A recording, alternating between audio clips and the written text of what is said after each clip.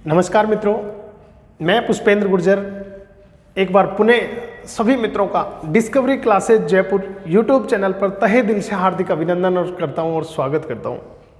मित्रों, अभी first grade second grade की एग्जाम शीघ्र अतिशीघ्र आने वाली है, यानी सुगबुगाहट चालू हो गई है गलियारों में, स्टूडेंट में, कोचिंग संस्थान में, सभी में। तो मैं तो यही कहूँगा आप सभी से कि हो चुका आगाज रन का युग बदलने की तैयारी, हो चुका आगाज रन का युग बदलने की तैयारी, जीत उसी की होगी जिसका संघर्ष है जारी, जिसका संघर्ष है जारी। प्यारे मित्रों, बस तैयारी कंटिन्यू चालू कर दीजिए अभी से, और जिसने अभी तैयारी चालू नहीं की है जल्दी से शीघ्र अतिशीघ्र 2 दिन में 5 दिन में अपना माइंड सेट करके और फर्स्ट ग्रेड और सेकंड ग्रेड की एग्जाम पे लगा दीजिए। आज हम इस वीडियो में अध्ययन करेंगे मारवाड़ के इतिहास के बारे में, और मारवाड़ के इतिहास जो हमारा टॉपिक चल रहा है उसमें अध्ययन करेंगे मालदेव के बारे में। तो आप सबसे पहले हेडिंग लिखो मारवाड़ का इतिहास, और उसमें सबसे फर्स्ट हेडिंग शासक के बारे में लिखेंगे तो मालदेव। तो देखो प्यारे दोस्तों, मालदेव का शासनकाल कब से कब तक था और मालदेव किसका पुत्र था, मालदेव के बारे में अध्ययन करेंगे। मैं उम्मीद करता हूं कि जो भी मेरे प्यारे दोस्त मालदेव, तो प्यारे दोस्तों इसने शासन किया 1531 ईस्वी से लेकर के और 62 ईस्वी तक इसने शासन किया।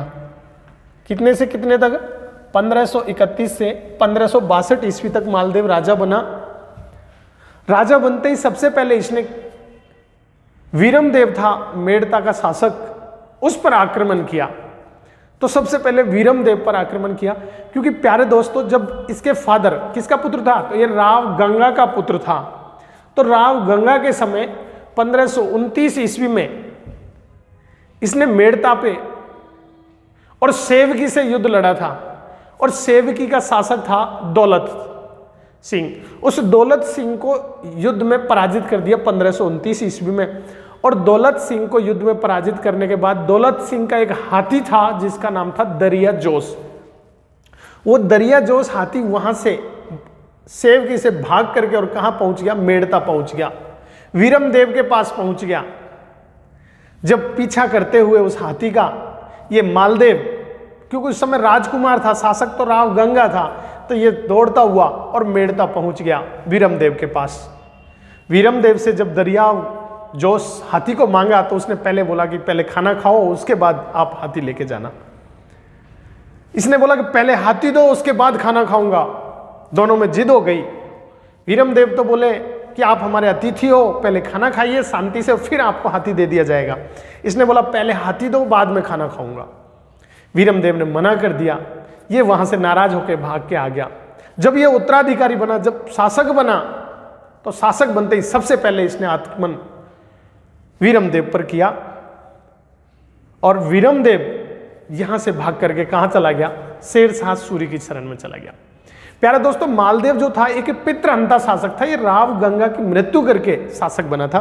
तो पॉइंट बाई पॉइंट हम लिखेंगे कि मालदेव तो किस किस प्रकार का शासक था, तो ये पितृहंता शासक था। कैसा था? तो पितृहंता शासक, तो पितृहंता शासक था। दूसरी बात, इसने किसको, तो शासक बनते ही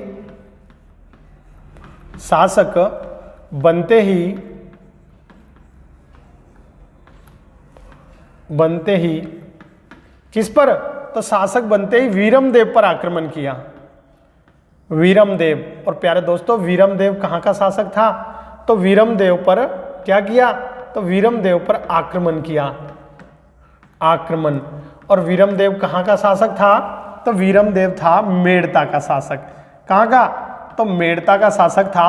और वीरमदेव किसकी शरण में चला गया, तो वीरमदेव, मैं यहां लिख देता हूं शरण, तो वीरमदेव किसकी शरण में चला गया, तो शेरशाह सूरी की शरण में चला गया। किसकी में, शेरशाह सूरी की शरण में चला गया। तो शेरशाह सूरी की शरण में चला गया भाग करके। कौन? वीरमदेव। तो इसके अलावा क्या किया कि दूसरे नंबर पे इसने एक युद्ध लड़ा मालदेव ने, जिसको अपन बोलते हैं गिरी सुमेल का एक तो युद्ध लड़ा, एक साहेबा पाहेबा का युद्ध, साहेबा, और इसी का दूसरा नाम है प्यारे दोस्तों पाहेबा। तो साहेबा पाहेबा का युद्ध लड़ा, का युद्ध। तो प्यारे दोस्तों ये साहेबा पाहेबा का युद्ध जो हुआ ये 1541 ईस्वी में ये युद्ध हुआ था। कब हुआ? 1541 ईस्वी में। इसकी कहानी भी मैं आपको बता देता हूं। ये हुआ प्यारे दोस्तों मालदेव मारवाड़ शासक और बीकानेर का शासक था कल्याणमल का फादर थे कल्याणमल के, और जिसका नाम जैतसी था। तो यानी बीकानेर शासक जैतसी और मालदेव के बीच में, दोनों के बीच में 1541 ईस्वी में युद्ध हुआ, साहेबा पाहेबा का युद्ध। इस युद्ध में राव जैतसी जो था बीकानेर शासक, वो युद्ध में लड़ता हुआ मारा गया। जब मालदेव और राव जैतसी के मध्य युद्ध होने वाला था, उससे पहले ही जैतसी ने अपने पुत्र कल्याणमल को और अपने परिवार को सबको शेरशाह सूरी के पास भेज दिया था, शरण में शेरशाह सूरी के पास भेज दिया, और खुद ने युद्ध लड़ा, और राव जैतसी इस युद्ध में लड़ता हुआ मारा गया। और जो कल्याणमल था राव जैतसी का पुत्र, वो भी कहां चला गया भाग करके? पहले ही चला गया था शेरशाह सूरी के पास। तो यानी मेड़ता का वीरमदेव भी शेरशाह सूरी के पास चला गया, और बीकानेर का जैतसी का पुत्र कल्याणमल भी किसके पास चला गया? तो ये शेरशाह सूरी के पास चला गया। तो देखो किस किस के बीच में हुआ, तो मैं यहां लिख देता हूं। एक तो मालदेव, और दूसरा कौन था प्यारे दोस्तों? Maldev versus Jaitsi, Maldev versus Jaitsi. और जैतसी कहाँ का था? तो बीकानेर का। कहाँ का शासक था? तो बीकानेर शासक कौन था? राव जैतसी, जो क्या हुआ? लड़ता हुआ मारा गया। युद्ध में लड़ता हुआ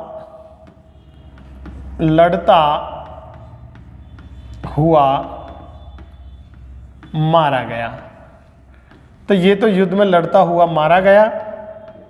और प्यारे दोस्तों बीकानेर पर किसका अधिकार हो गया? तो यहाँ पे मालदेव का अधिकार किस पे हो गया? बीकानेर पर मालदेव का क्या हो गया? अधिकार हो गया, अधिकार। और ये किसकी शरण में चला गया? तो इसका पुत्र जैतसी का पुत्र, मैं यहां लिख देता हूं, कल्याणमल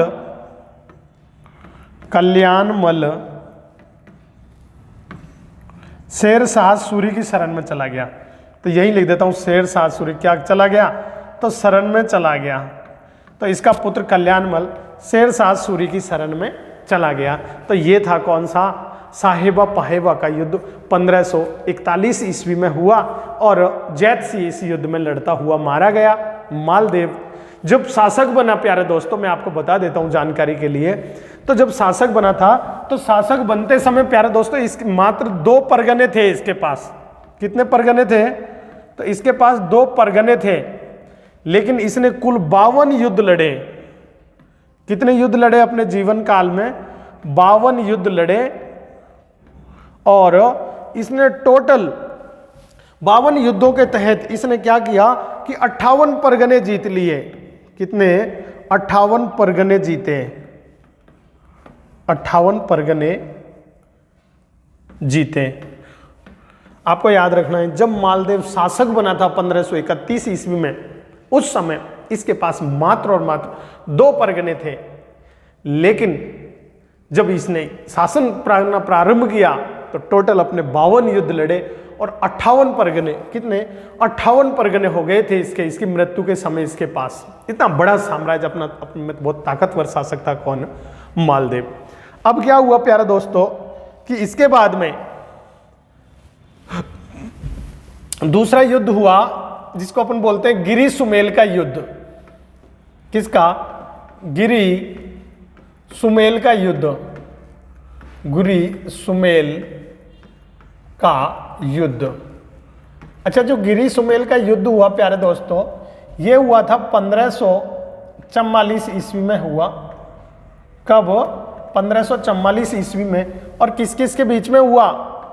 तो ये मालदेव और वर्सेज कौन था? मालदेव और वर्सेज शेर शाह सूरी के बीच में हुआ। किसके बीच में?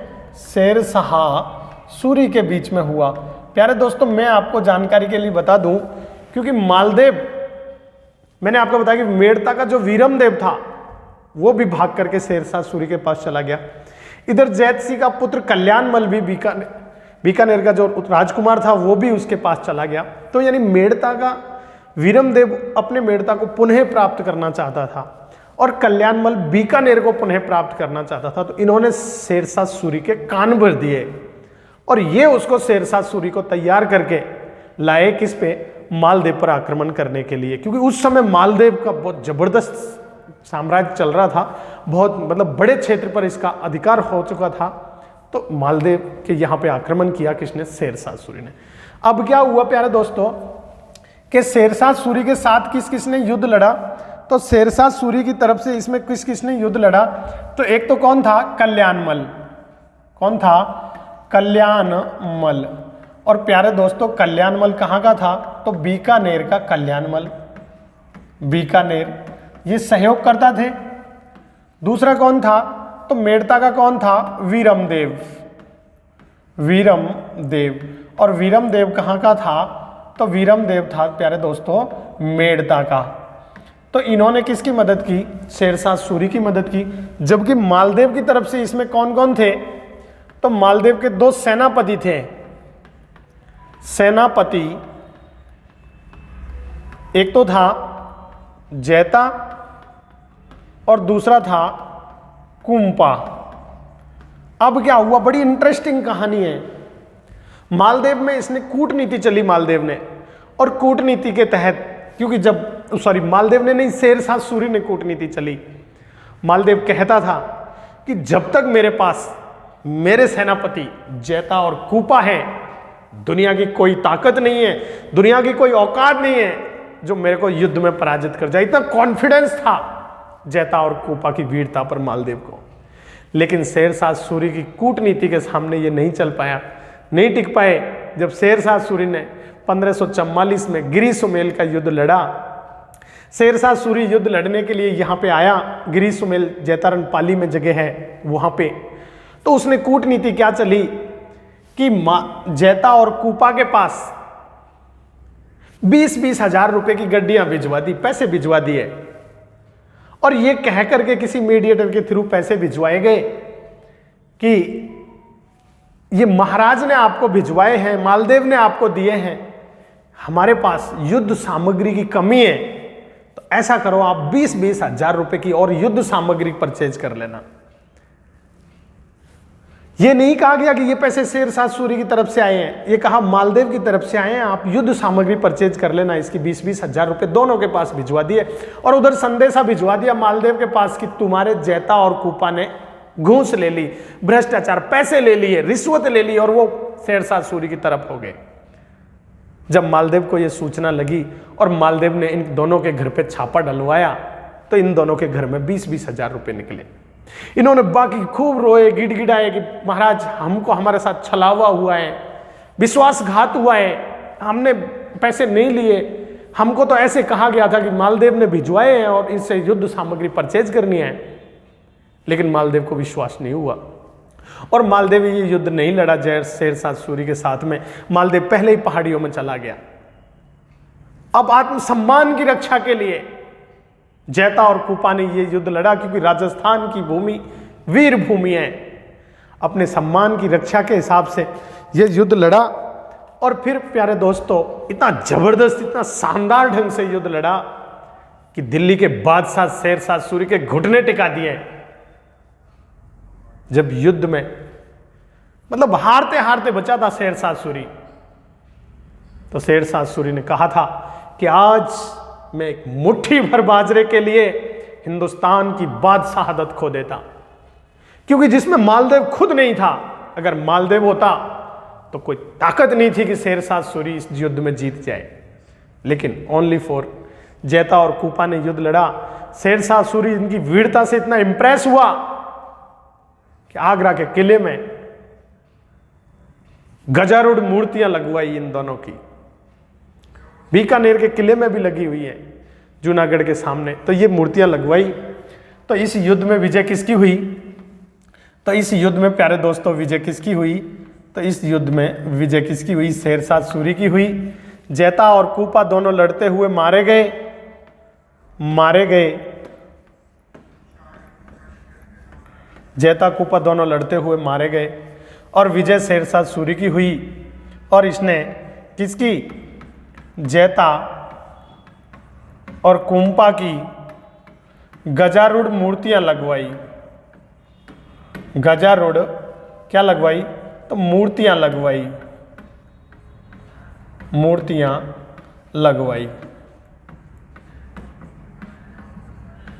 तो गजारूढ़ मूर्तियां लगवाई कहां पर? आगरा किले में। कहां पर?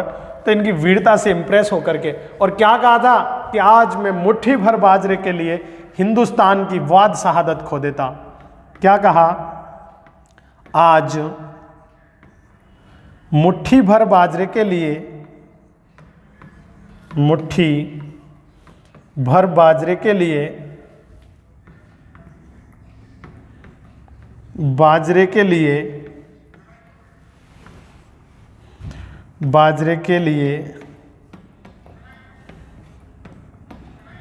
हिंदुस्तान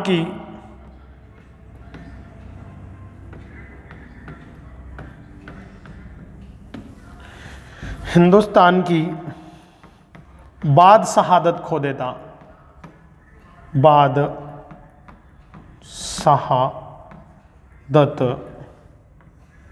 खो देता। ये किसने कहा था? तो ये कहा था प्यारे दोस्तों शेरशाह सूरी ने कहा था कि मुट्ठी भर बाजरे के लिए मैं हिंदुस्तान की बाद शहादत खो देता। इसके बाद क्या हुआ? उससे पर क्या हुआ? नेक्स्ट पेज पे ले लेते हैं कि मालदेव के हुमायूं के साथ क्या संबंध थे शेरशाह सूरी से पहले जब गिरी सुमेल का युद्ध हुआ। तो नेक्स्ट एक हेडिंग आप बना सकते हो कि मालदेव व हुमायूं संबंध। मालदेव व हुमायूं संबंध। तो मालदेव और हुमायूं के संबंध कैसे थे? तो मालदेव व हुमायूं संबंध। प्यारे दोस्तों, जब हुमायूं शेरशाह सूरी से युद्ध में पराजित होने के बाद में, पराजित होकर के राजस्थान होके जा रहा था, तो राजस्थान में से जब निकला तो उसने मालदेव के पास एक संदेशा भिजवाया और जोगी तीर्थ नामक स्थान पर, कौन सा स्थान पर? तो जोगी तीर्थ। तो जोगी तीर्थ नामक स्थान से और एक मदद के लिए एक संदेशा भिजवाया। कहां से? तो इस जोगी तीर्थ नामक स्थान से, और अतका खां, मीर समंद और रायमल जोशी को भेजा। किस किस को? तो मैं यहां लिख देता हूं। एक तो था अतका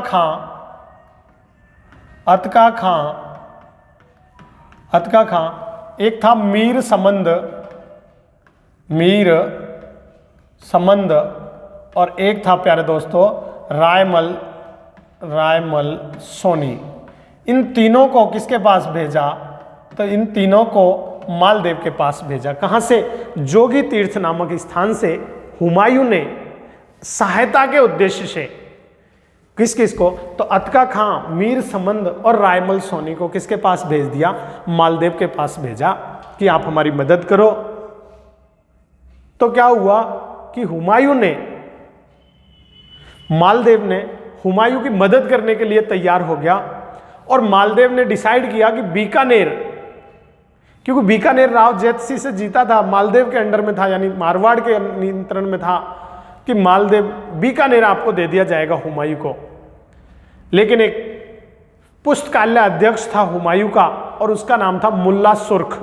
उस मुल्ला सुर्ख के कहने से उसने हुमायूं को विश्वास नहीं करने दिया, और मुल्ला सुर्ख के कहने से वो सिंध की प्रांत की ओर चले गए। कौन?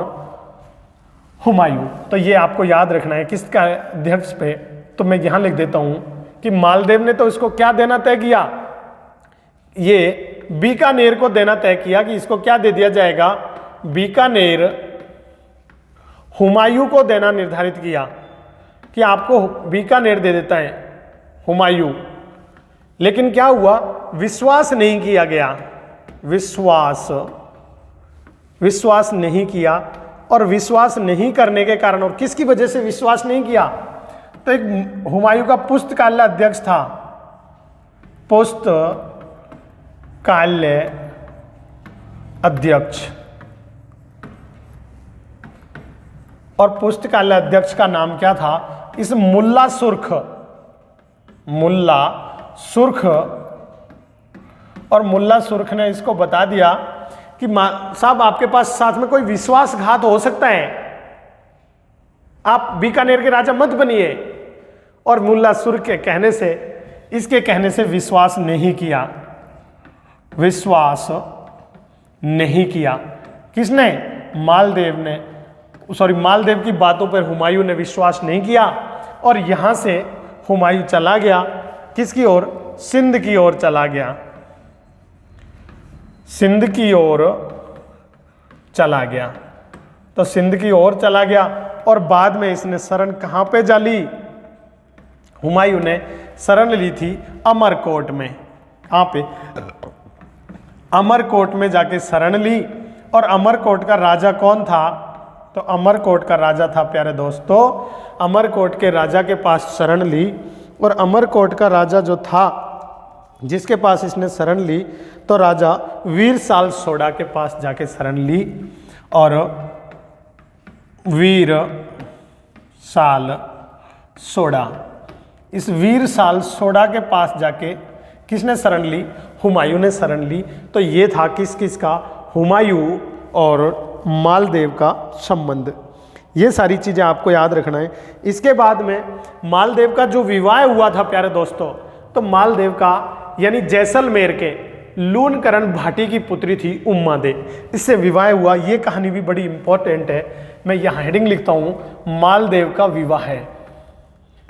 मालदेव बहुत इंपॉर्टेंट कहानी है, मालदेव का विवाह है। अच्छा, मालदेव का जो विवाह हुआ प्यारे दोस्तों किससे हुआ? तो ये हुआ उम्मा दे से हुआ। और उम्मा दे किसकी पुत्री थी? तो पुत्री किसकी थी ये? तो लूनकरण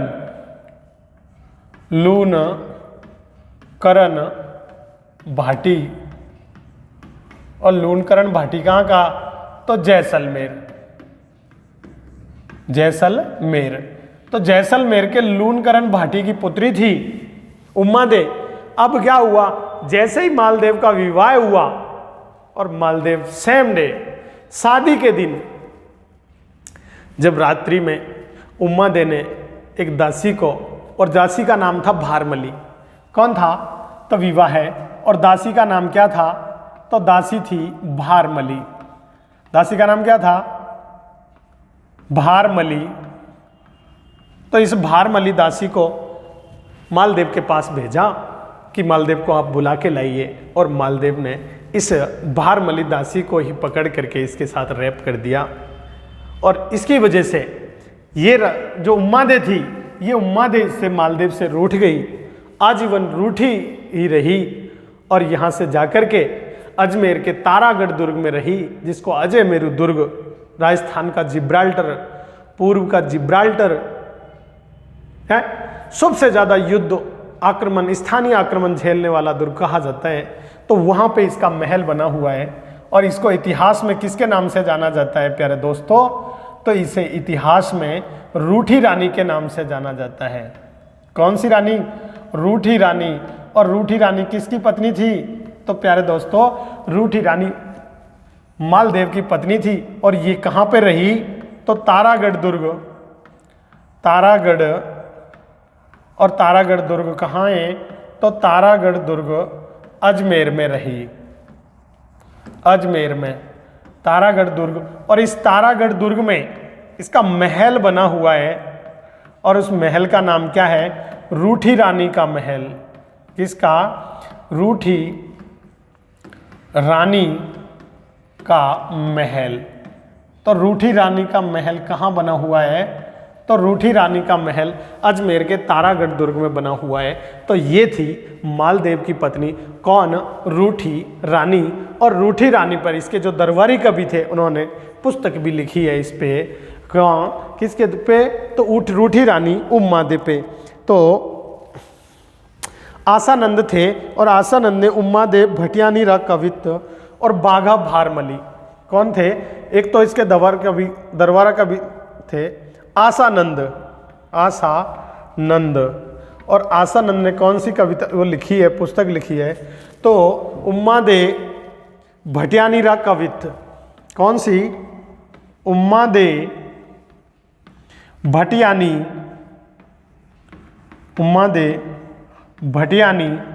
रा कवित्व।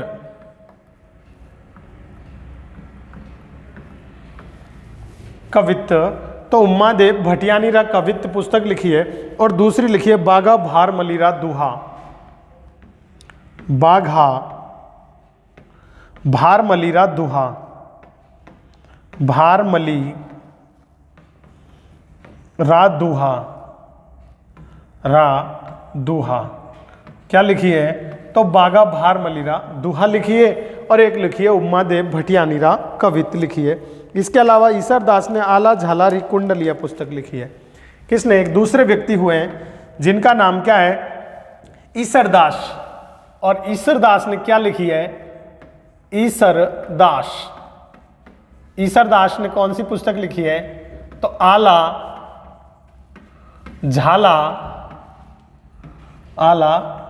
झालारी कुंडलिया। क्या लिखी है प्यारे दोस्तों?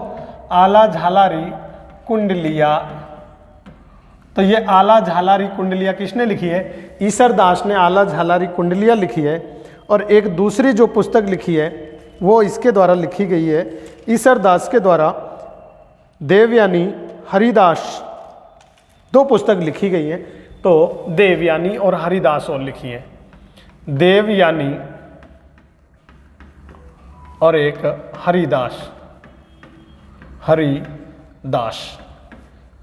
इसके अलावा अगर हम बात करते हैं कि मालदेव को उपनाम क्या थे?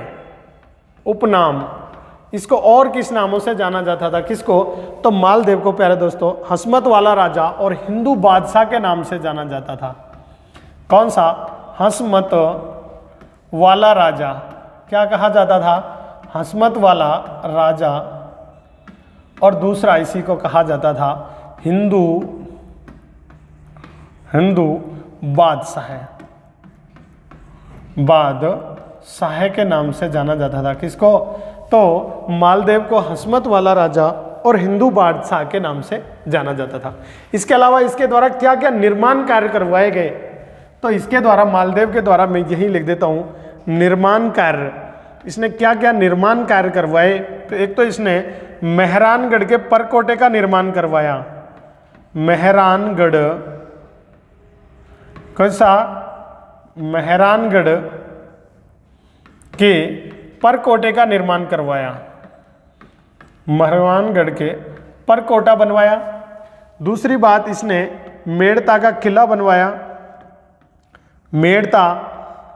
इसके अलावा पोखरण, मेड़ता, पोखरण, सोजत,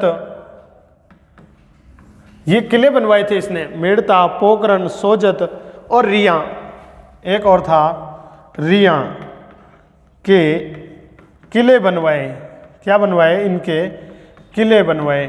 तो ये सभी काम किसके द्वारा किए गए थे?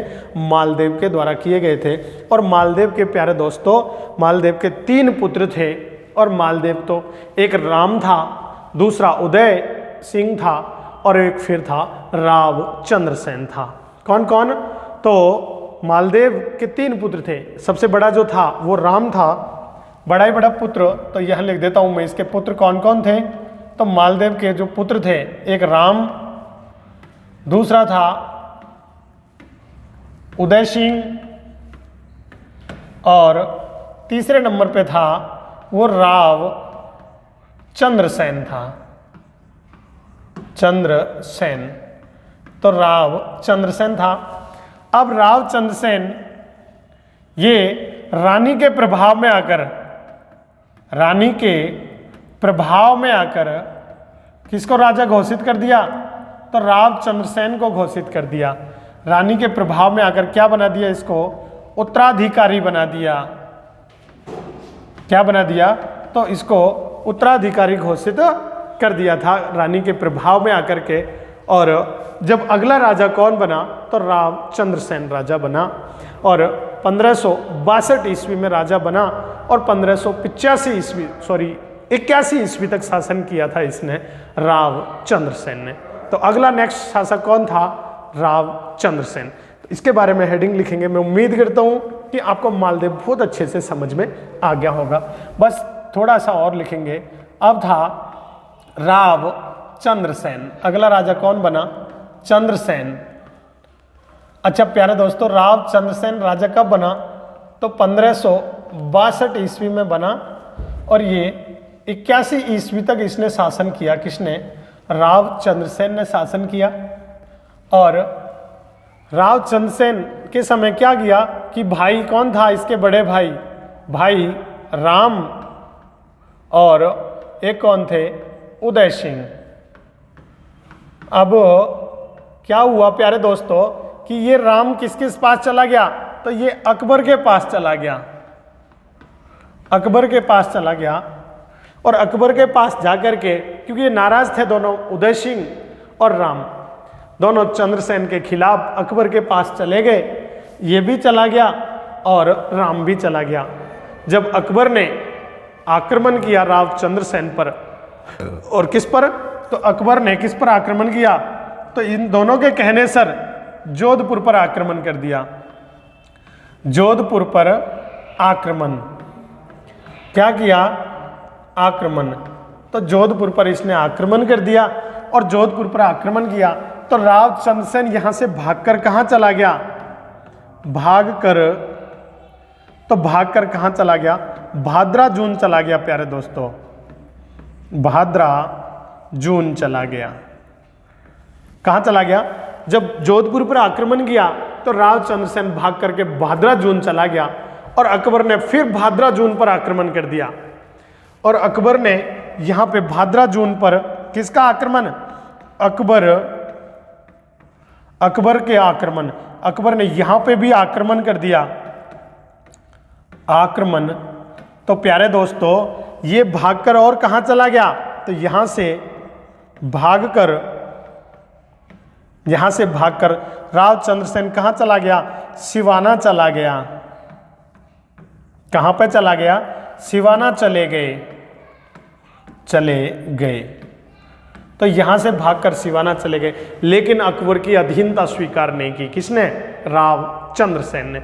यानी भागते रहे हमेशा आजीवन अकबर की आंखों के कांटे बने रहे, लेकिन मारवाड़ को, मुगलों को गुलाम अधीन नहीं होने दिया। किसने?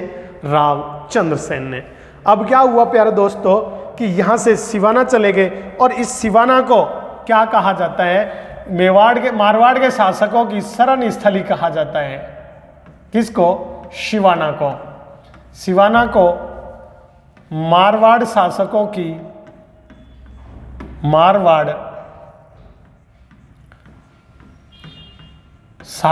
की, क्या कहते हैं? मारवाड़ शासकों की शरण स्थली कहते हैं। शरण स्थली कहा जाता है। तो मारवाड़ शासकों की शरण स्थली किसको कहा जाता है? सिवाना को कहा जाता है। ये राव चंद्रसेन भागता रहा, लेकिन इसने अधीनता स्वीकार नहीं की। और राव चंद्रसेन को और किस नामों से जाना जाता है? तो मैं यहीं लिख देता हूं इसके उपनाम। किसके? राव चंद्रसेन के उपनाम। तो इसको किस नाम से जाना जाता है? तो इसे कहा जाता है मारवाड़ का प्रताप। मारवाड़ का क्या कहते हैं? मारवाड़ का प्रताप कहा जाता है। दूसरा क्या कहा जाता है? भूला विसरा राजा।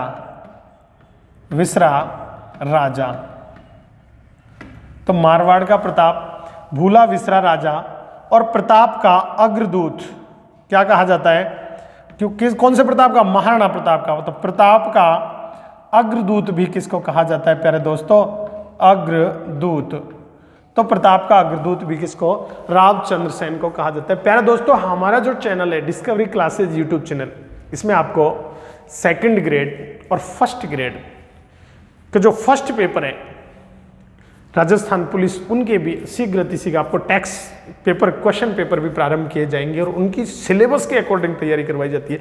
मैंने स्टेप बाय स्टेप इसमें हिस्ट्री जो चल रही है राजस्थान की, ये शुरू से लेकर के और स्टेप बाय स्टेप आपको तैयारी करवाई जा रही है, यानी एक भी टॉपिक बाहर नहीं छोड़ा है। अमूमन आपने यूट्यूब चैनल पर देखा होगा कि बस एक वीडियो डाल दी जाती है, फिर दूसरे टॉपिक की दूसरी वीडियो, तीसरे टॉपिक की तीसरी वीडियो, यानी बीच में लूट फुदक के। हमारे जो चैनल है इसमें आपको कंटिन्यू, तो जो भी मेरे प्यारे दोस्त हैं हमारे चैनल से अभी पहली बार जुड़े तो एक बार चैनल को सब्सक्राइब कर दीजिए। हमारा फेसबुक पेज भी बना हुआ है डिस्कवरी क्लासेज नेट JRF के नाम से, तो हमारे Facebook page discovery classes net JRF को आप लाइक कर दीजिए और उसको फॉलो कीजिए। इसके अलावा हमारा जो टेलीग्राम भी बना हुआ है school lecturer, discovery classes school lecturer के नाम से, तो आप उससे भी हमसे जुड़ सकते हैं। और इसको जो भी पहली बार जुड़े तो एक बार इसको सब्सक्राइब कर दीजिए। प्यारे दोस्तों, हम बात कर रहे थे रावचंद्र सेन की, तो इसे मारवाड़ का प्रताप, भूला विसरा राजा और प्रताप का अग्रदूत कहा जाता है। इसके अलावा ये रावचंद्र सेन को, तो प्यारे दोस्तों रावचंद्र सेन का अकबर का एक दरबार लगा था 1570 ईस्वी में, जिसको नागौर दरबार के नाम से जाना जाता है। तो नागौर दरबार किसका? तो अगली हेडिंग आप नोट करो, नागौर दरबार। अकबर का नागौर दरबार, अकबर का नागौर दरबार। तो अकबर का नागौर दरबार, और ये कब लगा? तो 1570 ईस्वी में लगा था। लेकिन क्या हुआ कि इसमें रावचंद्र सेन, प्यारे दोस्तों रावचंद्र सेन इस नागौर दरबार में गए तो थे लेकिन अधीनता स्वीकार नहीं की, और वहां पे अकबर के द्वारा छोटे भाई उदय सिंह, जिसको मोटा राजा उदय सिंह के नाम से जाना जाता था, उस मोटा राजा उदय सिंह को ज्यादा रेस्पेक्ट दी जा रही थी। इसकी वजह से चंद्र सिंह उस बीच दरबार में से ही भाग के आ गए थे, और बाद में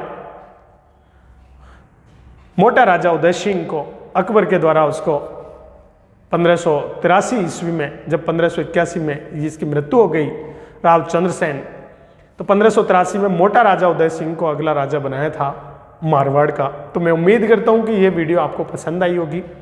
चैनल को सभी मित्रों ने सब्सक्राइब कर दिया होगा। जो पहली बार जुड़े एक बार चैनल को फिर से सब्सक्राइब कर दिए, फिर से क्या मतलब सब्सक्राइब कर दीजिए, वीडियो को लाइक कर दीजिए।